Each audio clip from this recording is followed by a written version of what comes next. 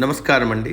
ఈనాటి కమ్మని కథ పేరు స్నేహమే బహుమతి. వినిపిస్తున్నది మీ విజయభాస్కర్.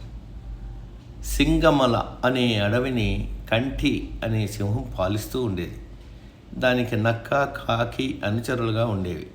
ఒకరోజు కాకి ఎగురుకుంటూ వచ్చి, మన అడవికి దూరంగా ఉన్న ఎడారిలో ఒంటెను చూశాను, దాన్ని వేటాడగలిగితే మనకు వారం పాటు ఆహారానికి సమస్య రాదు అని చెప్పి సింహాన్ని, నక్కని బయలుదేరదీసింది. కానీ ఎడారిలోకి అడుగు పెట్టగానే అక్కడ వేడికి సింహం, నక్కల కాళ్ళు కాలి నడవలేకపోయాయి. దానితో కాకి ఒంటె దగ్గరికి వెళ్ళి, మిత్రమా, నువ్వు మా రాజు సింహాన్ని, మంత్రి నక్కని అడవిలో దించగలవా అని అడిగింది. ఒప్పుకున్న ఒంటె సింహాన్ని, నక్కని మోసుకుంటూ వాళ్ళ స్థావరానికి తెచ్చింది. దాని మంచితనం సింహానికి బాగా నచ్చి, మిత్రమా, నువ్వు కూడా మాతో పాటు ఇక్కడే ఉండు అని ఒంటెతో. సింహం ఉన్నపలంగా తీసుకున్న ఈ నిర్ణయం నక్కకి, కాకి బొత్తిగా నచ్చలేదు.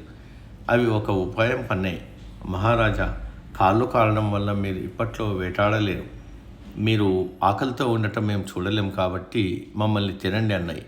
అది విన్న ఒంటె, వాళ్ళని వదిలే రాజా, నన్ను చంపితే మీ ముగ్గురికి వారం పాటు ఆహారం కాగలను అంటూ ముందుకొచ్చింది. నక్క, కాకి ఆ మాట కోసమే ఇలా నాటకమాడాయని సింహానికి అర్థమైంది. దాంతో సరే, ఒక్కొక్కరు వరుసగా రండి, ముందు చిన్న జీవితో మొదలు పెడతా, కాకి నువ్వు రా ముందు అంది. ఆ మాటకి కాకి తుర్రుమంటే నక్కేమో పరుగు లంఘించుకుంది. సమాప్తం.